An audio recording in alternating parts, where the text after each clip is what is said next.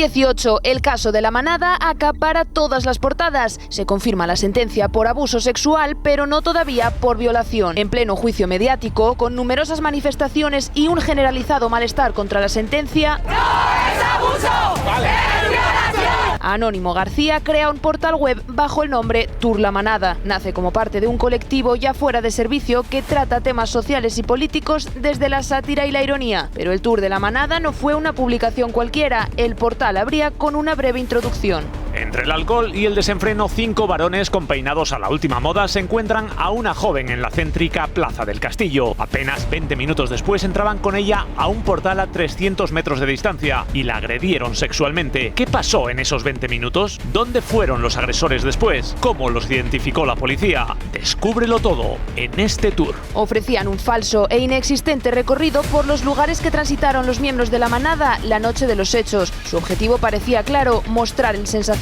de los medios en el suceso a través de la ironía. Y para ello utilizaron la información publicada por los espacios informativos, pero la reacción no fue la esperada. Se le critica con dureza, se le acusa de atacar a la víctima, de intentar sacar partido del caso y de mofarse de un suceso tan serio. La opinión pública señala con todo el peso que eso supone a Anónimo García. Es condenado por trato degradante a la víctima a 18 meses de cárcel y 15.000 euros de indemnización. Trabajador hasta entonces en el área de libertad de expresión de Greenpeace, el escándalo comienza a salpicarle más de lo imaginable. Pierde su trabajo, sus amigos, hasta 30.000 euros en abogados e indemnizaciones. El mundo le da la espalda. Y aunque no llega a entrar en prisión, Anónimo sufre una condena simbólica de casi 6 años, en los que su vida se desmorona por completo y su reputación queda por los suelos. Ahora el Tribunal Constitucional ha anulado la condena, entendiendo que la intención del creador del portal nunca fue humillar a la víctima, sino ejercer el derecho a la libertad de expresión. Hoy en Más Espejo hablamos con Anónimo García y Juan Soto Ibar, el autor del libro que recogió desde un principio la verdad sobre el Tour La Manada. Anónimo García, buenos días. Buenos días y gracias por traerme. Faltaría más. Entiendo que estás muy arrepentido después del calvario que has pasado en estos últimos 6 años, ¿no? Arrepentido no es la palabra. Yo he hecho un camino, he subido una pendiente muy larga.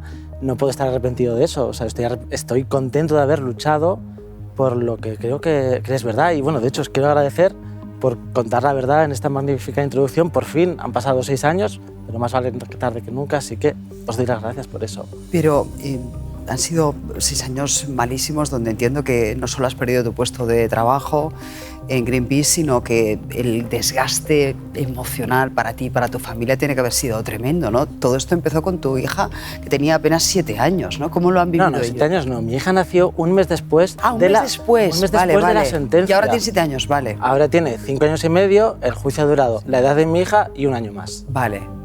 ¿Y eso cómo lo habéis llevado vosotros en casa, en tu entorno? Esto es fatal. Ya sabéis que cuando hay un embarazo hay que crear un nido de seguridad.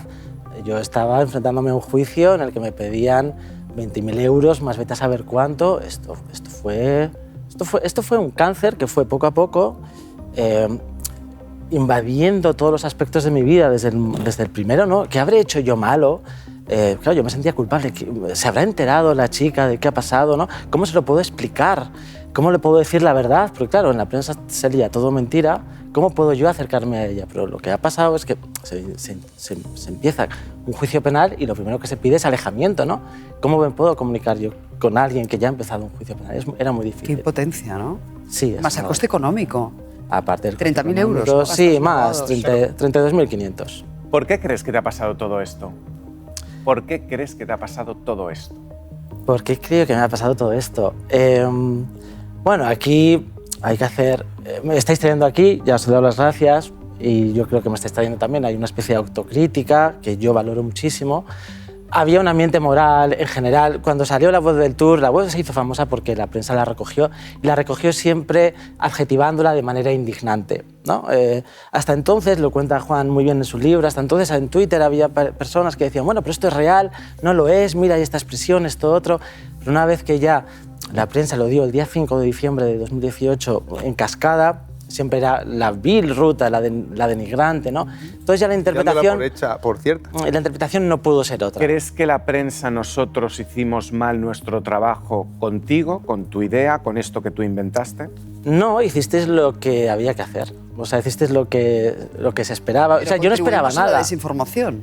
Claro, Que nadie ahí se está. tomó la molestia de saber si tú te estabas lucrando con esa ruta o que lo que hacías era denunciar precisamente eso, la desinformación de la que tú eras víctima, ¿no? La que yo no estaba siendo víctima todavía de la Bueno, desinformación. pero lo has acabado siendo. Lo continué siendo después cuando se alargó el juicio, claro. Decías que Juan ha escrito un libro, Nadie se va a reír, la increíble historia de un juicio a la ironía. Sí. Te debías sentir como un personaje de Kafka, ¿no?, cuando escribías este libro. Bueno, él era un personaje de Kafka en la búsqueda de un autor. A ver, lo que hacen ellos, ese ejercicio de la web del Tour de la Manada, tú sabes además que yo siempre de esto hablo en primera persona del plural, cuando hablo de los errores que pienso que cometemos los medios.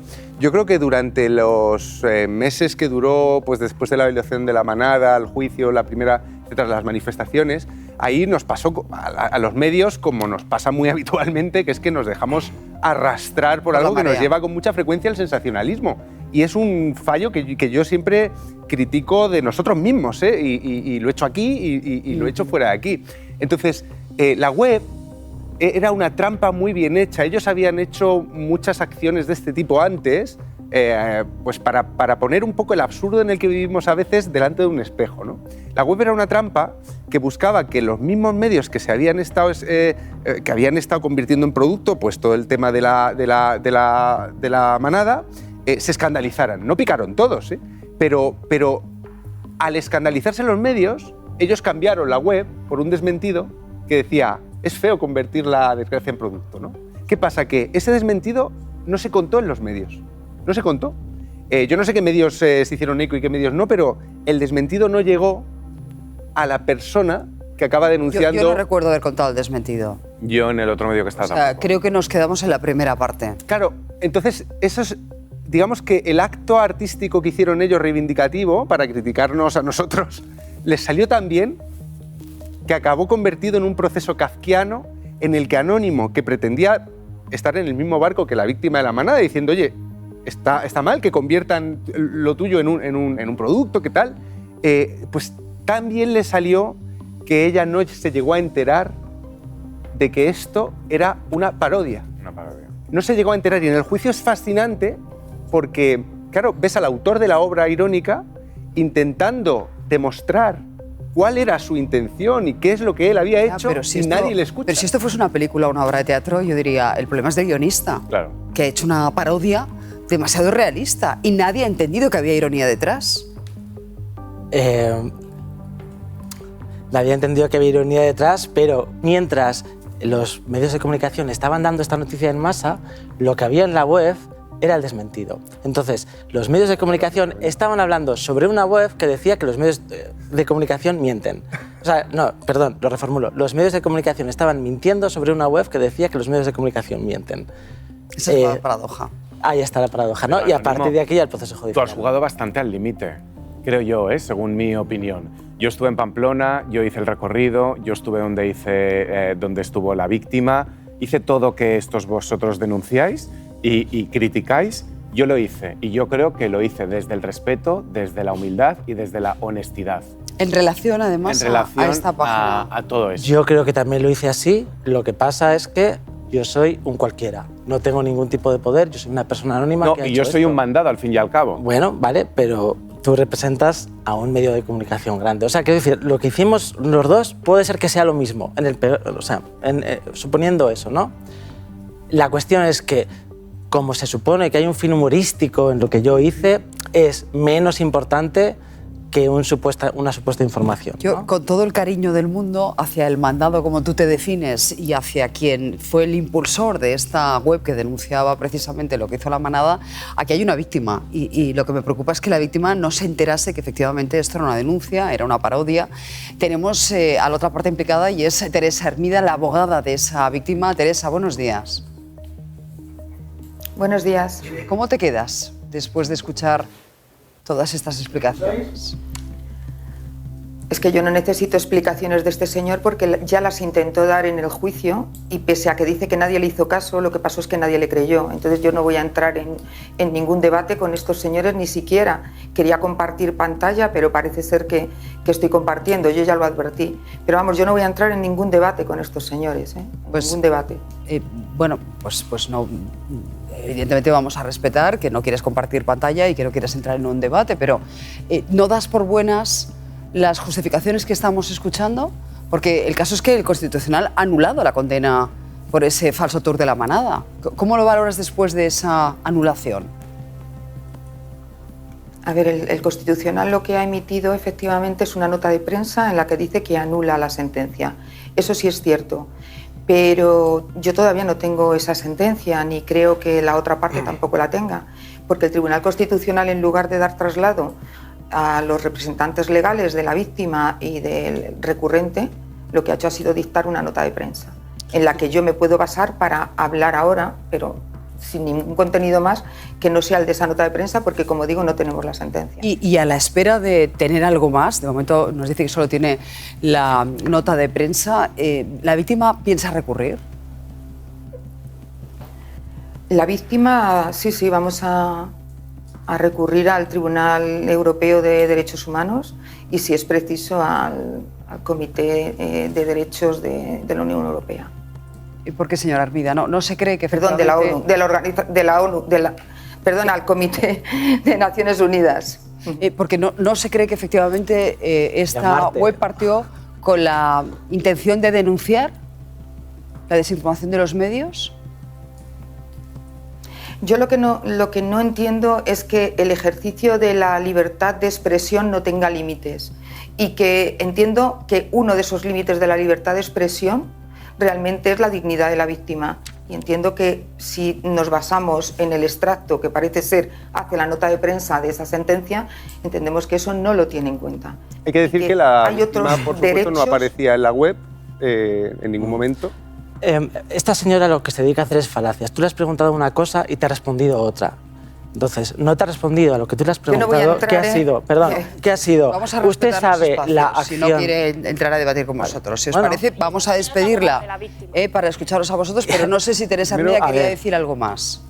Bueno, yo solamente digo que cuidado con sus falacias. Yo lo único que quiero decir es que... Señora Armida, la escuchamos. Yo lo que entiendo es que, igual que están haciendo ahora, no todo vale, y el dolor de la víctima no tiene ningún valor, parece ser, ni el valor ni la dignidad de la víctima. Entonces, como no estamos de acuerdo y no compartimos, lógicamente, el contenido de lo que va a ser la siguiente sentencia, ya anuncio que vamos a recurrir, punto, ya está, no voy a decir nada más. Pues me quedo con eso, señora Armida, gracias. Hay que decir una cosa también, me hubiera gustado decirlo con ella conectada para que pudiera contestar. Pero no quiere debatir. Pero Teresa Armida dice que es la abogada de la víctima de la manada. Hay que recordar que el abogado que llevó a la cárcel a los violadores de la manada es Carlos Bacaicoa. Ella cogió a la clienta después de que los condenados ya estuvieran en la cárcel, que a veces ella no lo desmiente, pero parece que fue la abogada que acompañó en todo el proceso a la víctima de la manada, y eso es falso. Y luego hay algo durante el proceso, sale en el libro, está explicado muy bien. En ningún momento la abogada le desmiente, parece ser, a la chica que esta web tiene una intención irónica. En el juicio declara como si la web fuera real. Entonces, yo me lo preguntaba, intenté hablar con Teresa Armida escribiendo el libro, se negó a hablar conmigo porque yo quería también la opinión de la otra parte, pero yo me preguntaba, ¿usted le ha dicho a su clienta qué es lo que tienen entre manos exactamente? Y eso me hace pensar en una praxis un poco discutible. Me hubiera gustado decirlo delante de ella, pero... Ano, querías decir algo más. Le llamo Ano porque es como él me ha dicho que le llame a partir de este momento. No, a mí me sorprende un poco el nombre, pero... ¿De anónimo? Sí, de anónimo. Sí, pero tiene otras acepciones. Bueno, iba un poco en línea de lo que ha dicho Juan, hasta qué punto ella sabe que la acción realmente iba en línea con su defendida. Yo me voy a permitir no llamarla víctima porque si hay una la palabra víctima presupone un agresor. Y si estamos debatiendo sobre esto, yo creo que sabemos de ella que es una chica, sabemos que es una denunciante, pero en este caso en concreto puede haber sido víctima de otra cosa. Víctima de la manada, eso no se lo quita nadie, porque han sido condenados. Pero no es víctima. Pero es que si le llamamos víctima... Vale, que no es víctima tuya. Semánticamente... No, pero víctima de la manada, vale, no que sea víctima... Yo estoy justificando que le voy a llamar del chica... tour de la manada. Yo le voy a llamar chica o denunciante porque es... En tu caso, denunciante. Vale. Bueno, pues lo respeto. Carla, ¿querías decir algo? No acabo de hablar, perdón. Ah, perdón. O sea, yo le quería preguntar eso, si sabe la intención verdadera, que en el momento de poner la denuncia, que fue 5 meses después de los hechos, en lo que había en la web era el desmentido, y yo ya había declarado ante el juez de instrucción dando nuestras razones. Entonces, cuando ella pone esta denuncia, es una denuncia inventada y la elige poner en nombre de su defendida con el menoscabo para la credibilidad que esto puede suponer para una persona tan importante del movimiento feminista sobre la que se ha fundamentado el movimiento Hermana Yo Te Creo. Entonces, esta señora está poniendo una denuncia inventada sobre esta persona. Ojo, ojo. Pues... Carla. A mí personalmente me gustaría que no se tratase a la víctima de la manada como una niña, como si no supiese qué es la página web, como si no hubiera entrado, como si no supiese de qué estamos hablando y como si todo esto fuese al margen. Que claro, que no estamos estamos hablando precisamente de que esta mujer ha empezado un proceso, sabe de lo que se está hablando y por lo tanto tiene una abogada que, por cierto, tiene la voluntad de la víctima de poder hablar por ella. O sea, es su representante y por lo tanto está hablando por ella. A mí me gustaría que no se tratase a esa mujer como una niña. Pero a mí la pregunta que me gustaría hacer es, tú que partes de la base de que esto lo has hecho con buena fe, que se ha malentendido y demás, ¿vale? Respeto lo que tú estás diciendo, aunque no lo comparto.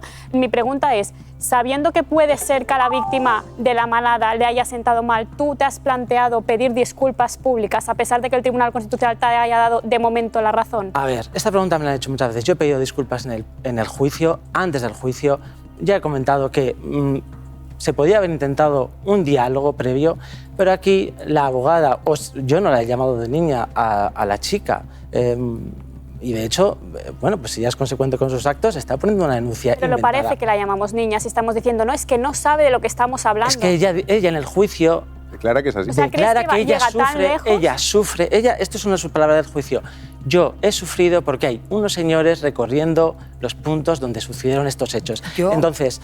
como la abogada no le ha dicho, mira, tú estás sufriendo por esto, pero esto no es verdad. Entonces la abogada ahonda en su sufrimiento porque no le cuenta la verdad. ¿En qué momento verdad? Aquí la responsabilidad es mía? Pero tengo muy poco tiempo porque además eres tú, Juan, el que tienes que irte. No sé, Rubén. Bueno, es que a mí me hubiera gustado que este asunto se hubiera dirimido dentro de la sociedad sin recurrir a un tribunal y que no se hubiera establecido una condena de 1 año y medio de cárcel o de 15 meses. Esa es la desproporción que observo. Creo que está todo en el ámbito de lo que la sociedad puede digerir y administrar por sí misma sin que intervengan los tribunales. Marta. Yo solo tengo una duda con respecto al caso de Ano, porque realmente yo creo que la ironía puede estar en todas partes y debe estar en todas partes. Lo que pasa es que imagino que si tú has hecho acto de contrición, habrás observado que lo que tú hiciste no sirvió para lo que tú querías, ¿no? Porque realmente pienso que tú querías criticar a la prensa y al final la prensa te criticó a ti, ¿no? Y entonces al final eso se ha salido de madre y, como dice Rubén, ha acabado en los tribunales donde no tenía que haber acabado, pero lo que tú querías conseguir no sirvió en absoluto para que la prensa cambiara de modus operandi. Y Rosa, y enseguida yo creo que hay un pecado de literalidad por parte de la prensa desde el momento en que pone esos calificativos, pero yo es que veo a Ano, veo su peinado, veo su camiseta y no me podría tomar en serio nada de lo que propusieran. Me pensaría que es de humor desde el primer momento. Ya, pero él no mostraba su imagen. Rosa, pero al final, ¿qué tiene que ver la imagen? Pero todo depende de qué hable, vamos a ver, si una persona sabes cómo habla. Esta señora, de verdad. Esta señora que con razón no quería hablar conmigo porque esto parece el Coliseo Romano en el que ponen a las fieras a luchar contra los gladiadores para el regocijo del pueblo, ¿no?